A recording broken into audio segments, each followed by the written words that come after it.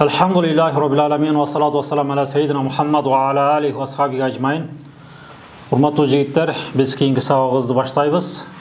Barыбыз эле айтып келебиz, ар бир насаат берген учурда Имам Газали Айюхал валад деп баштаган, не билесиңер? Айюхал валад иш ма ши'та. Каалагандай жаша дейт. Фа иннака майитун. Сен өлүксүң дейт, өлүксүң дегенден максат эмне? Келечекте по-любому өлөсүң деген сөз да. Анткени Алла Таала Кур'ан-ы Каримде 3 жерде айтат, "Куллу нафсин заиқатул маут." Ар бир жан өлүм даамыны татуучу дейт. Бул жерде балагана мына былтыр өттүк жигиттер балаганы Majazul Mursal. Majazul Mursalда бул жерде фаиннака майитун дегенде сауфа тамут болот да. Мейли, ошону айтып атат. Ва ахбиб ман ши'та. Каалаганыңды жакшы көр дейт. Каалаганыңды жакшы көр дегенде байлыгың барбы, бийлигиң барбы, аялың барбы, бала чакаң барбы, каалаганың жакшы көр. Фа иннака муфарику. Бир күн сен ошолордун баарынан ажырайсың дейт. Ва амал ма ши'та фа иннака мажзиун бихи. Субханалла, карасаңар. Эми сен амал кыл дейт. Амалың саңа, амал кыл дегенде ошол жанагы Кур'ан менен сүннөттөн чыкпаган амалдарды айтып атат да.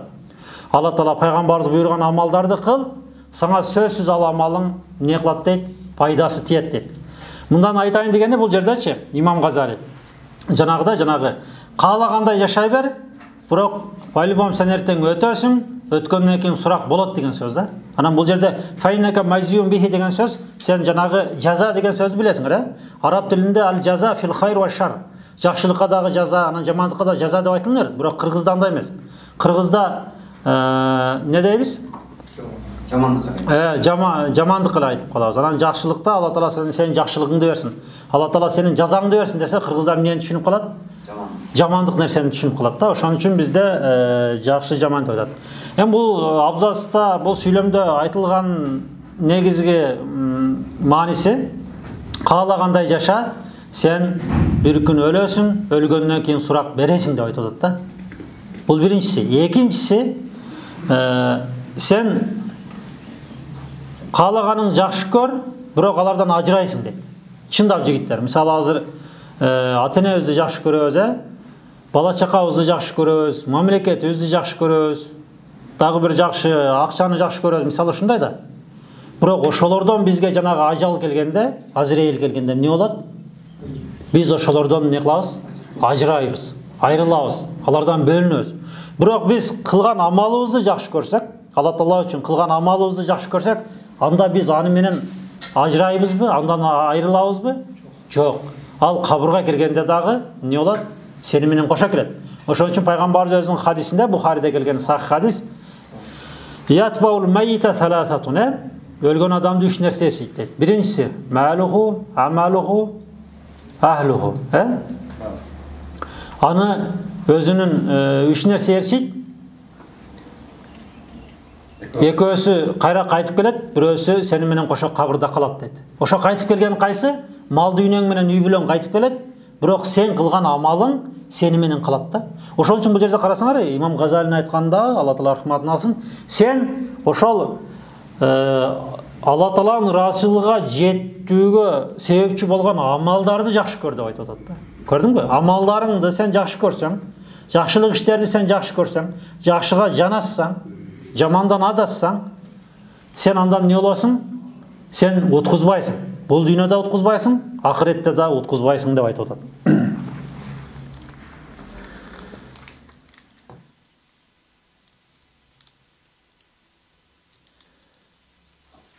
Wa idha lam ta'mal yawm wa lam tadarak ayyam al-madiya taqulu gadan yawm al-qiyamah.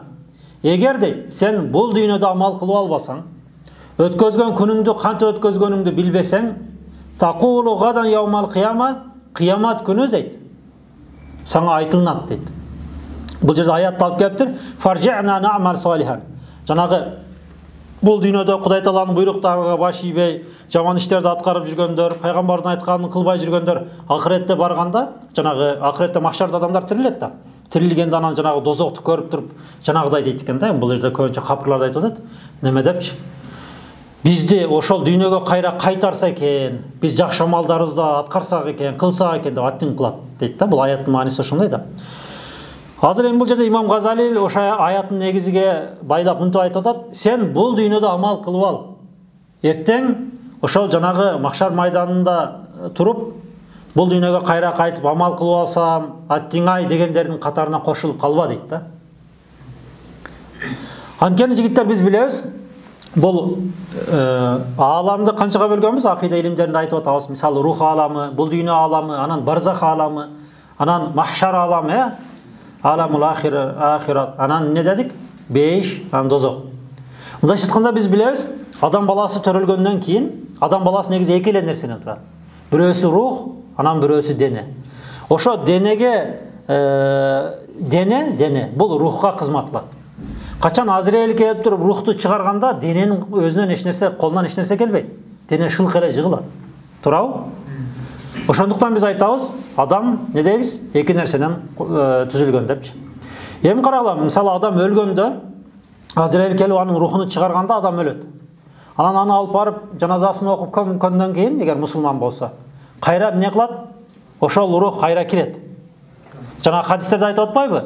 Сени кабырга көмүп кетип аткан адамдын, акыркы адамдын ошол бутунун үнүн угасың депчи. Жанагы басып кетип атат да, сен элестет, өзүң кабырда жатасың, анан сени көмүп туруп досторуң, али жаназаңды окуп кетип аткандан кийин эмне болот?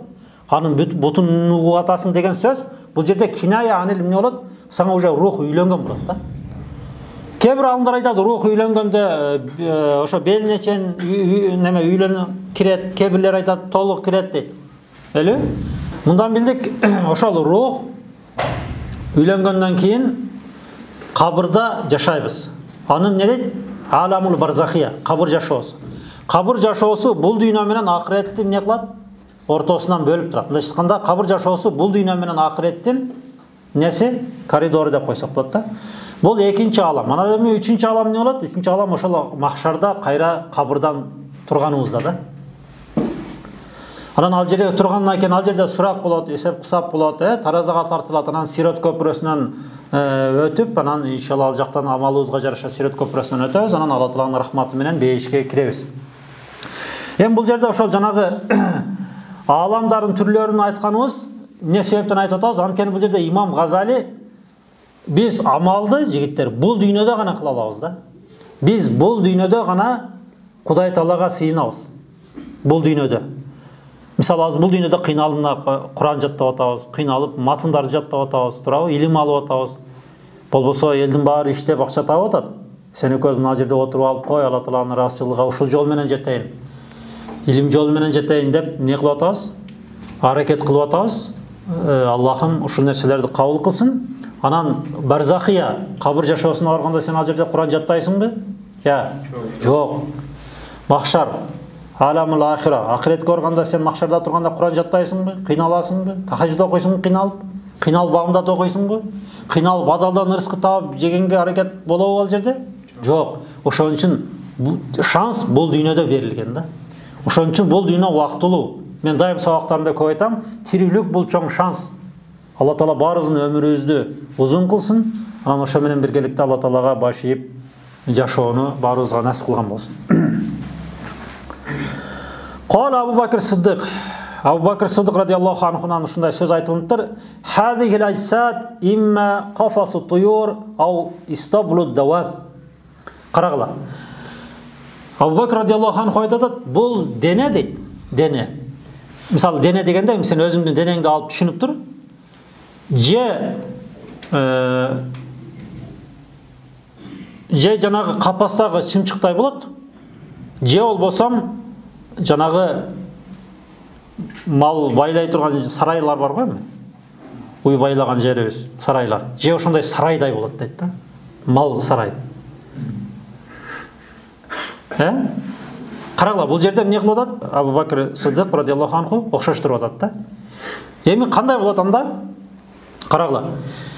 Мисалы капастагы чымчыкты билебиз. Азыр элестеп тургула, капастагы чымчык бул эмне кылат? Дайым тынбай аракетте турат, Анан аны капастын эшигин ачканда ал чымчык эмне болот? Учат.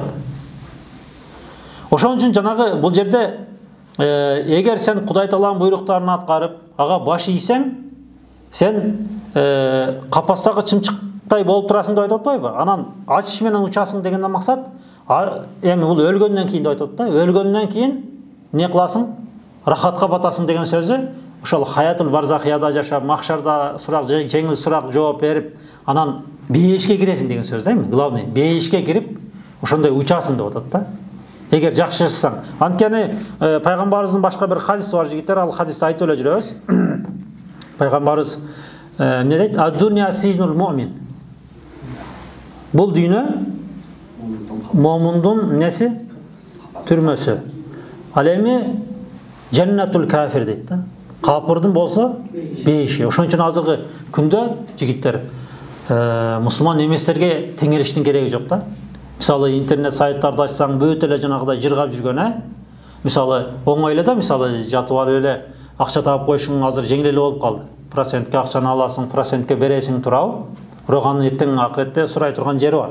Эми бул жерде ошо окшош турганы кафасы туюр дегени эмне кылат экенбиз?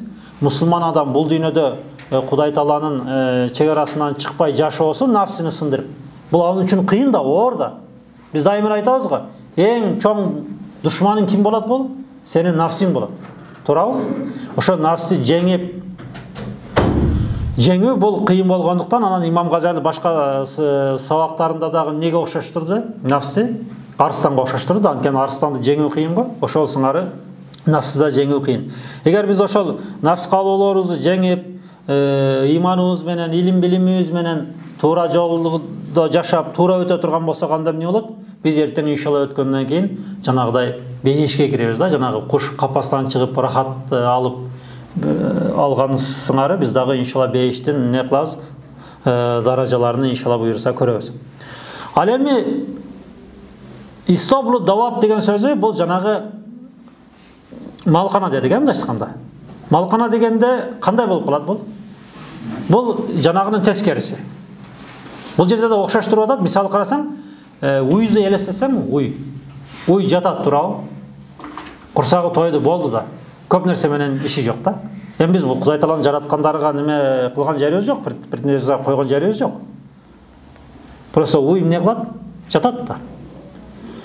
Анан бул жерде уйга окшош турганын себеби уйдай жашасаң, эми уйдай дегенден максат эмне? Малдай жашасаң да. Жеп ичип, ошентип жашай турган болсоң, анда сен эмне болот? Барар жериң белгилүү болот да, аны да көрүп атабыз. Туурабы? Ошон үчүн бул жерде малдай болбо, малдай жашаба. Кудай Таала сага жандыктардан айырмаланып, не кылды? Акыл эс берди. Мына мандыктан хайванын атык деп өтүп атабыз, Акыл эс берди Алла Таала сага. Ошол акыл эсиңди, жүрөгүңө сага берилген ыйманыңды туура колдонуп, туура жаша, убагыңды текке кетирбе деп айтып атат да бул жердечи. Анткени бул жерде асында хадис алып келиптир, пайгамбарыбыздын хадиси бар экен. Ихтаза аршур рахман лимауту Саид ибн Муаз. Муаз радиаллаху анху өткөндө Алла Тааланын аршы эмне болгон дейт? Титиреген дейт. Эми титиреген дегенден максат биз бул жерде ал титиреп анан аны биз элестете албайбыз. Бул жерде максат Муаз ибн ким? Саид ибн Муаз эмне болгон? Аябай саха болгон, аябай чоң динге кызмат кылган, эл жерине кызмат кылган. Ошондуктан бунун өткөндө аябай чоң мындай неме болгон дейт да, кайгы капа болгон дегендей кылып, анан ошол жерде бул жерде бул хадистен эмне кыйыт маанисын алабыз да. Эми бул хадис эмне үчүн айтып атат? Жанагы кафасы туюр дегендей да. Кафасы туюрга. Ал эми жанагыдай малдай жашап өтсөң, барар жериң ошол жак болот дегени бул Алла Таала башка бир аятта улайка кал анам балхум адал. Бул жанагыдай айбандай жашап өлгөндөр бар го жигиттер. Зынаны кылган, күнөөнүн түрү менен кылган, ал кылбаган күнөө жок. Башта калбай калганда. Күнү менен кылгандар эмне болду? Улайка деп айтат. Же капырлар. Улайка кал анам балхум адал. Алар керек болсо айбандардан да төмөн. Мына күнүбүздө көрүп атабыз, жигиттер кандай айбанчылыктар чыгып атат. Мисалы эркек менен эркек кошулуулары муну мал да кылбайт да, айбандар да кылбайт мунчу. Бирок адам ошону кылып атат. Эгер бул Куран менен сүннөт менен жашабаган адамчы бул малдан дагы, айбандан дагы төмөн болуп кетет экен да. Бул тууралуу мына Куранда Алла Таала эмне кылат? Кабар берип атат. Ал эми Куран сүннөт менен жашаган адам эмне болот? Бул периштенен дагы көтөрүлүп жогору болуп кетет. Эмнеге? Анткени периштеде нафс каалоо жок да. Алар жебейт, ичпейт, үйлөнбөйт. Алар мындетип квартира алайын, машина алайын дебейт. Туурабы? Аларда нафс жок. Адамдачы? Адам ушул периште менен жаныбарлардын ортосунда деп айтып атат да. Адамда нафс каалоосу бар, бирок ошол нафс каалоосуну бул Аллах үчүн жалаң жакшы жака жумшаган болсо, ал эмне болот экен? Ал иншалла Алла Тааланын ыраазычылыгына жетип, периштелерден дагы жана өйдө көтөрүлүп кетет деген ошону да. Ал эми жанагыдай жаман боло турган болсо, анда эмне? Белхумадар, ал айбандардан дагы төмөн даражага түшүп кетет. Айбан кылбаган, мал кылбаган нерселерди эмне кылат дейт? Адам баласы кылат деп Алла Таала Кур'ан-ы Каримде кабар берип коюп атат. Аллахым баарыбызды ошондой жаман иштерден сактасын. Эми пайгамбар саллаллаху алейхи вассалам мынтип айтыптыр: "Я фулан, ла туксир наум бил-лайл." Я фулан дегенде ар бирибиз өзүбүздү алалы. Ла туксир ан-наум бил-лайл. Түндө уйкуңду көп көбөйтпө. Мындайча айтканда көп уктаба деп айтып атат. Айрыкча карагыла жигиттер, азыр мына студентпиз барбыз. Студенттердин эң биринчи душманы азыр ошол эмне болуп калды? Телефондо болуп калды да. Анан көп уктайбыз, чындап. Пайгамбарыбыз эмне деп айтып атат? Ла туксир наум бил-лайл. Көп уктаба деп айтып атат. Фаинна касрата наум, анткени көп уктоо дейт. Тадау сахибаху факиран. Ал өз ээсини кембагал кылат дейт. Андай дей турган болсок, азыр күнүбүздө 24 саат уктап бизден бай жашагандар барбы? Процентке акчаны берип коет, же болбосо башка бир нерселерди түзүп койгон бизнестер. Бул жерде эмнени айтып атат пайгамбарыбыз? Көп уктаган адам кембагал болот деген. Кембагал болот яумал кыяма, кыяматта. Кыяматта кембагал болот десе, кыяматта акчасы жок болуп калат эмес, кыяматта сообу жок болуп калат. Түшүнүп атасыңарбы? Ошон үчүн бул уйку маселеси жигиттер. Аябай таттуу бир жагынан уктасаң, уктап эле кетип уланта бересиң, бирок эмне кылыш керек? Уйкунан тыйылыш керек, уйкуну азайтыш керек. Анткени Алла Таала Кур'ан-ы Каримде "Ва минал-лайли фатахаджат бихи" пайгамбарыбызга амыр кылып айткан экен, түндөрдө туруп эмне кылган? Тахаджуд окуган. Анткени тахаджуд пайгамбарыбызга эмне болгон? Амыр. Фарз болгон. Фатахаджат деп амыр кылып атат да, туурабы? Ал эми башка бир аятта "Ва бил асхархум ястагфирун" шүкүрүн дейт мына. Эртең мененки таңда эмне кылган дейт? Эртең мененки таңда алар Алла Тааланан истигфар сураган. Бул жерде момун мусулмандарды айтып атат. Иншалла мына сиз менен бизди айтып атат. Рахмат айтуунун биз канча түрү бар дегенбиз? Шүкүр. Шүкүр янкасым иля саласа таксам. 3кө бөлүнөт дегенбиз. Мантык сабагыбызда айттыган. Биринчиси эмне? Билисан. Билисан, Тил менен. Тил менен кандай болот? Тил менен Кудай Таалага сен жанагы негизи мына ибадат бар го, Кудай Таалага кулчулук кылуунун. Ушунун бир жааты Кудай Таалага шүгүрчүлүк кылуу дагы да. Сен тил менен шүгүр кыласың. Эмне үчүн? Я Аллахым, мага мени мусулман кылып жараттың. Мусулмандардын арасынан дагы ыймандуу кылып жараттың, туурабы? Ыйманы жок болуп, балхумадал болуп жүргөндөр толтур болот азырчы. Алардын арасынан мына илим жолуна өзүң салдың деп ошого тил менен эмне кылабыз? Шүгүр кылабыз. Шүкүр билисан, шүкүр бил калб экинчиси. Жүрөк менен. Жүрөк менен дегенде кандай? Ушул эле нерсени жүрөк менен, жүрөгүбүз менен ишенебиз. Ишенип Кудай Таалага эмне кылабыз? Шүгүр айтабыз. Я Аллахым, мына ата-энем бар, Кудайга шүгүр. Бала чакам бар, тууган уруктарыбыз бар, айланабыз, сонун урада чоңоюп атабыз. Андан сырткары мамлекетибиз аябай тынч, жакшы.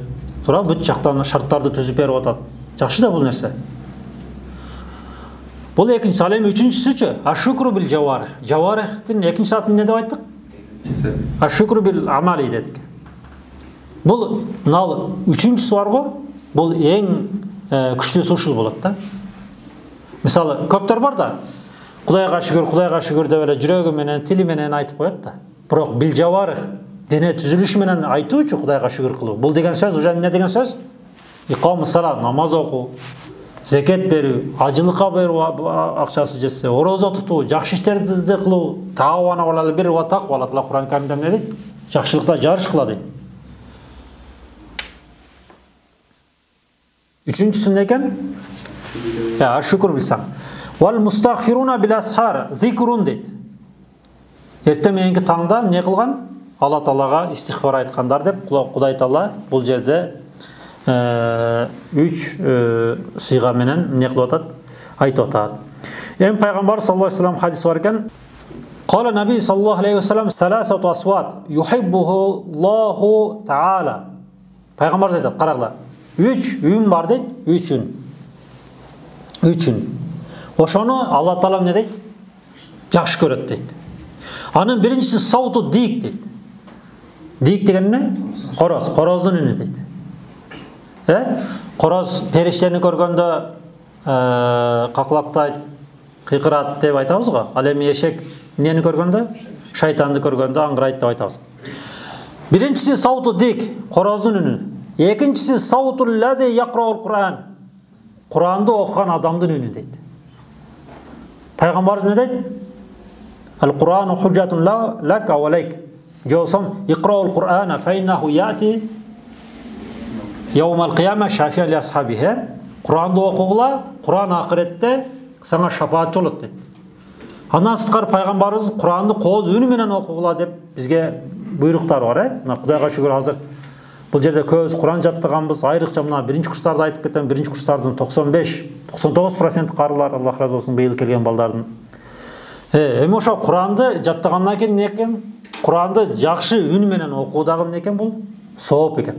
Аға әрекет қылып, мақамдарды оқып, қыраттарды оқу, онан жақшы қоз үн менен оқысаң, сен не қыласың? Пайғамбардың бұйрығын атқарған болып, аға өзінше саңа дагы не болады? Бонус сауап берилет. Анан үчүнчүсү саутул мустагфирина бил асхар.